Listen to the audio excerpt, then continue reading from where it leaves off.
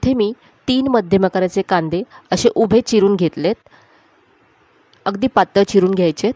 हे आता एका बाउलमध्ये मी काढून घेते। यानंतर आता यामध्ये बारीक चिरलेला कढीपत्ता घालायचा आहे,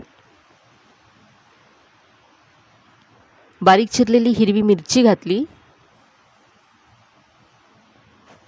यानंतर किसलेलं आलं घालायचं आहे, अर्धा चमचा जिरं घातलं, बारीक चिरलेली कोथिंबीर घातली, यानंतर यामध्ये चवीप्रमाणे लाल तिखट घातलं, चवीप्रमाणे मीठ घातलं। आता हे सगळं छान एकजीव करून घ्यायचं आहे। असा कांदा कुस्करून घ्यायचा म्हणजे कांद्याला छान पाणी सुटेल। आता हे व्यवस्थित मिक्स केल्यानंतर आपल्याला 5 मिनिटं झाकून असंच बाजूला ठेवून द्यायचं आहे, म्हणजे याला छान असं भरपूर पाणी सुटेल। तर हे आता मी 5 मिनिटासाठी झाकून ठेवते। तर इथे आता साधारण 5 मिनिटं झालेत, आपण पाहूया। तर कांद्याला भरपूर पाणी सुटले। आता इथे मी अर्धा कप तांदळाचं पीठ घेतलंय, तर यातलं थोडं थोडं घालत हे मिक्स करत जायचं आहे। इथे आपण बाइंडिंगसाठी तांदळाचं पीठ वापरतोय। तांदळाच्या पिठामुळे बाइंडिंगसुद्धा येईल, त्याचबरोबर आपली रेसिपी खूपच मस्त कुरकुरीत होईल। इथे आज आपण अजिबात बेसन वापरत नाही आहोत।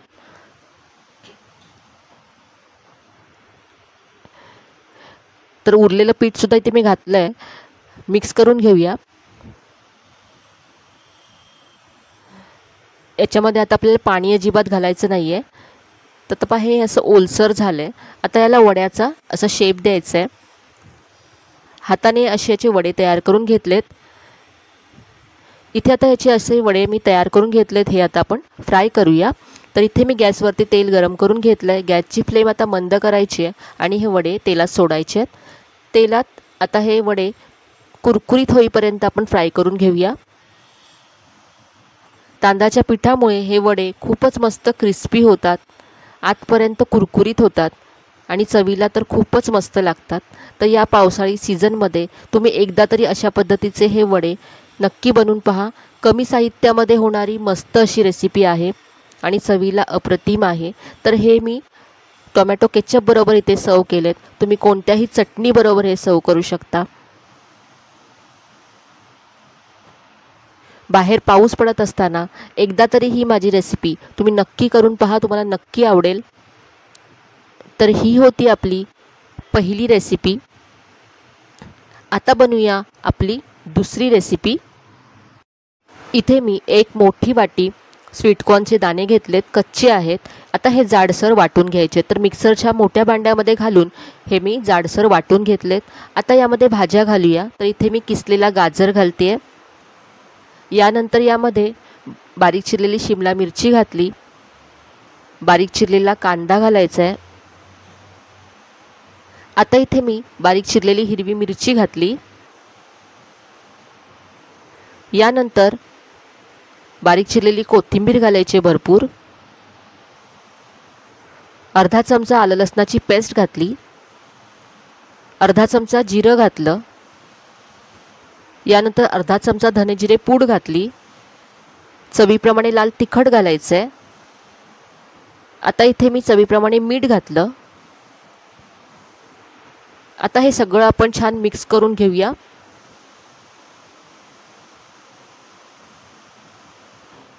हे सगळं हाताने मी छान एकजीव करून घेतलंय। आता यामध्ये तांदळाचं पीठ घालायचं आहे। ते 1 वाटी मी तांदळाचं पीठ घेतलं सुरुवातीला। हे सगळं घालायचं आहे आणि लागेल तसं आणखी घालू आपण। मिक्स करून घेऊया आधी हे। यामध्ये पाणी घालायचं नाही आहे, स्वीटकॉर्नमध्ये भरपूर प्रमाणामध्ये पाणी असतं। त्याचबरोबर आपण यामध्ये भाज्यासुद्धा घातल्यात, तर त्यांनासुद्धा भरपूर प्रमाणामध्ये पाणी सुटतं।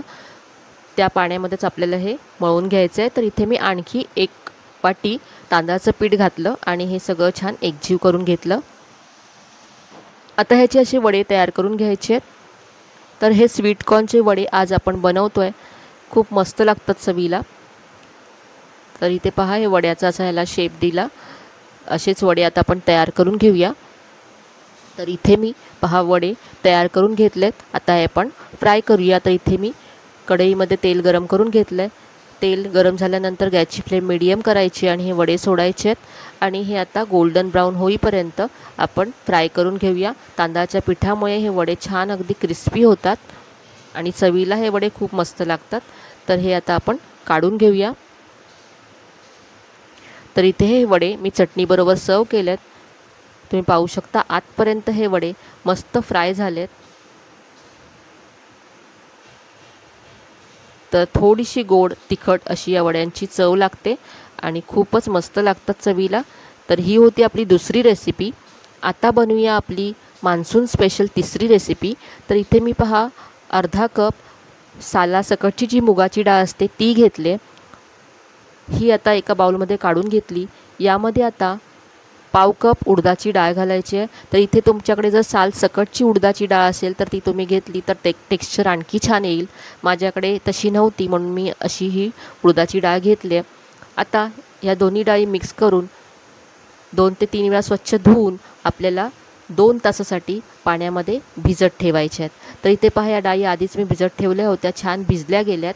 आता ह्या आपल्याला वाटून घ्यायच्या आहेत। तर मिक्सरच्या भांड्यामध्ये घालून या डाळी आता आपण जाडसर वाटून घेऊया। तर पाणी न घालता ही डाळ मी अशी जाडसर वाटून घेतले। पाहू शकता अगदी जाड असं वाटून घेतलं आहे। आता यामध्ये आपण भाज्या घालूया। तर इथे मी किसलेला गाजर, कांदा, शिमला मिरची, हिरवी मिरची आणि कोथिंबीर घेतले। तर ह्या सगळ्या भाज्या आता आपण जी डाळ आपण वाटून घेतली आहे जाडसर त्यामध्ये घालायच्या आहेत। याबरोबरच तुम्ही तुमच्या आवडीच्या भाज्यासुद्धा यामध्ये घालू शकता।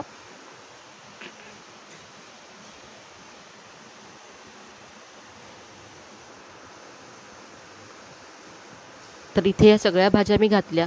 यानंतर यामध्ये मी बारीक चिरलेली कोथिंबीरसुद्धा घातली। यानंतर इथे किसलेलं आलं घालायचं आहे। आता इथे मी एक मध्यम आकाराचा बटाटा, कच्चा बटाटा सोलून किसून पाण्यामध्ये ठेवला होता तो यामध्ये घालायचा आहे। बटाटा ऑप्शनल आहे, तुम्हाला नको असेल तर तुम्ही नाही घातला तरी चालेल किंवा याऐवजी तुम्ही किसलेला दुधीसुद्धा घालू शकता।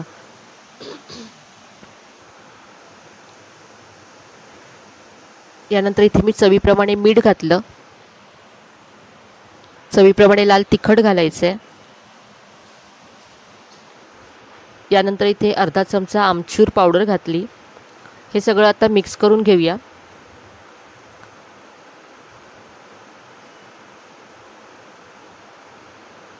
आता यामध्ये घालण्यासाठी एक मसाला तयार करूया। तर इथे 1 चमचा धने, 1 चमचा बडीशेप आणि अर्धा चमचा जिरं घेतलं आहे आणि हे आता जाडसर आपण कुटून घेऊया। तुम्ही मिक्सरला सुद्धा बारीक करून घेऊ शकता। हे सुद्धा यामध्ये घालायचं आहे। या मसाल्यामुळे खूपच छान चव येते। आता हे सगळं छान एकजीव करून घ्यायचं आहे। सुरुवातीला तुम्हाला याला बाइंडिंग कमी आहे असं वाटेल, पण जसं जसं तुम्ही हे मिक्स करत जाल तसं याला छान बाइंडिंग येते। आता ह्याचे आपण मंगोडे बनवणार आहोत। यामध्ये आता 1 चमचा गरम तेल घालायचं आहे। तेल गरम आहे म्हणून आधी असं चमच्याने मिक्स करून घ्यायचं आणि नंतर हे हाताने छान एकजीव करून घ्यायचं आहे। याचे असे आज आपण मंगोडे बनवणार आहोत। तर हे असे गोल आकार द्यायचा याला। तुम्ही असे जर भजीसारखे तेलात सोडाल तर ते कुस्करतील तेलात, म्हणून हाताने थोडंसं प्रेस करून त्याला गोल आकार द्यायचा आणि मग तेलात सोडायचे।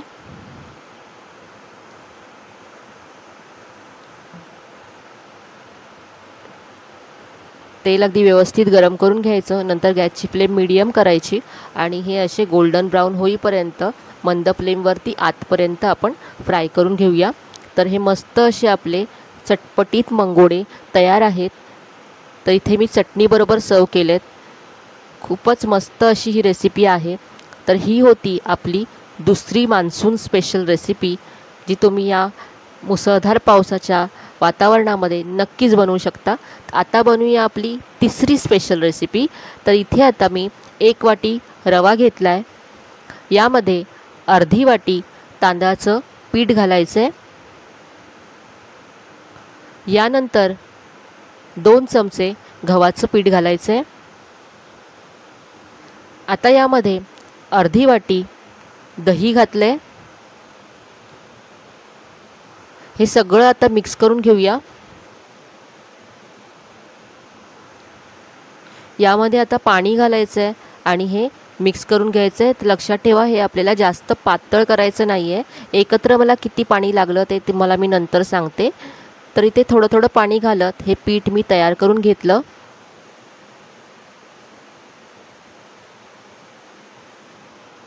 तर एकत्र मी 1 वाटी पाणी घेतलं होतं, त्यातलं 2 चमचे इतकं पाणी शिल्लक राहिलं आहे आणि हे असं घट्टसर असं पीठ मी तयार करून घेतलं.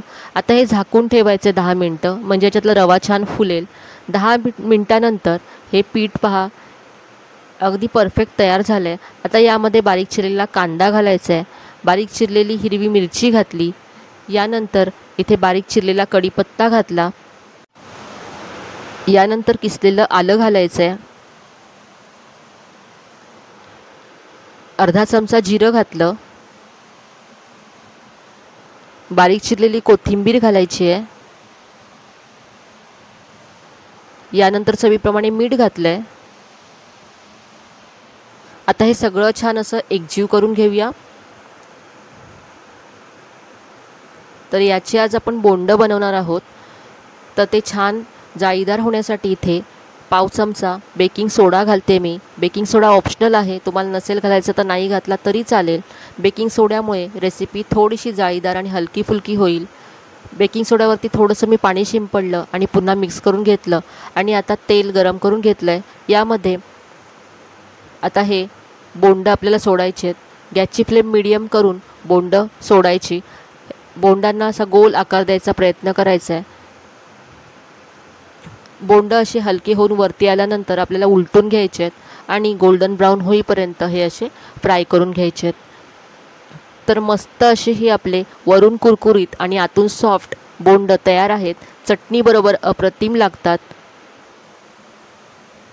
तर ही होती आपली चौथी मस्त चमचमीत अशी मान्सून स्पेशल रेसिपी. तर आजच्या आपल्या 4ही रेसिपीज तुम्हाला कशा वाटल्या कमेंटमध्ये नक्की कळवा. रेसिपीज आवडल्या असतील तर व्हिडिओला लाईक करा, शेअर करा. चॅनलवर नवीन असाल तर चॅनलला सबस्क्राईब करायला विसरू नका. चला तर मग पुन्हा भेटूया अशा छान छान आणि नवीन नवीन रेसिपीजसह. तोपर्यंत धन्यवाद.